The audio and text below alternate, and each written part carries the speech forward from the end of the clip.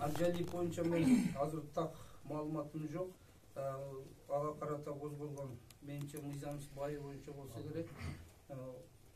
Кылмыш кыскартып эмне негиздер экенин маалымат жок. Кызыксаңыз биз сизге бул конференциядан жазуу жүзүндө берем. Маалымат тактасаңыз. Рахмат, дагы бериңиз. Кunduz Кызылжарова, Азаттык радиосу.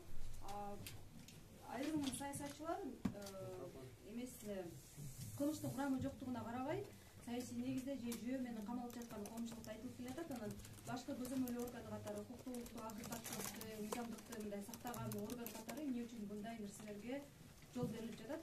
Так айтсаңыз фактын кайсы ошондо кылмыш боюнча айтып атасыз? Буга чейин кармалган Жеңиш Молдокматов болобу, же болбосо Алмаз Сарбаев болобу, жана ошо башка саясатчыларда мындай кылмыштын курамы жок деп алар айтат. Коомчулукта айтылып келатат, эмне үчүн камалып жатат, эмне үчүн башка көзөмөл орган катары буларга жол берилет. Анан интернетте пикир жазгандарды мындай бийликти күч менен басып алуу катары баалап аларды камалып жатышы, ошол эле мисалы үчүн Мирлан Ибраимов тууралуу.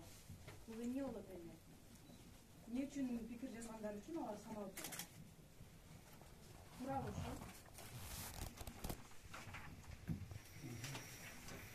Кылмыштердин мөөнөттөрүнүн өтүп кеткени боюнча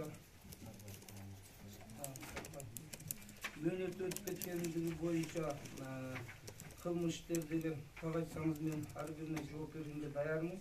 Анткени кылмыш жазуу процессуалдык кодексинде 27 берене бул жерде так талаптар бар. Кылмыш козголо элек болсо, ал кылмыш козголууга жатпайт. Козголгон болсо кыскарыш керек. Эгерде козголгон кылмыш болсо, тергөөдө кылмыш өндүрүштө иш болсо, ал эгерде ошол күнөөлүү тараптар өздөрү кыскартып мөөнөт боюнча кыскартууну өтүнбөсө, ал тергөөсү уланат кадимки тартипте. Андан кийин сотко барат, сотто кадимкидей тартипте уланат. Андан кийин сот ошо актоо же айыптоо өкүмүн чыгарат, ал кылмыш жоопкерчилигинен бошотуу менен. Бул мыйзам бар. Бул мыйзам боюнча биз бир да чектин буза элекпиз. Жеңиш Молдокматов боюнча менин маалыматымда октябрь окуялары боюнча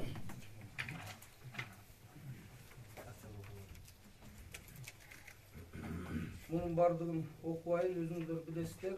20-жылдын 6-октябрында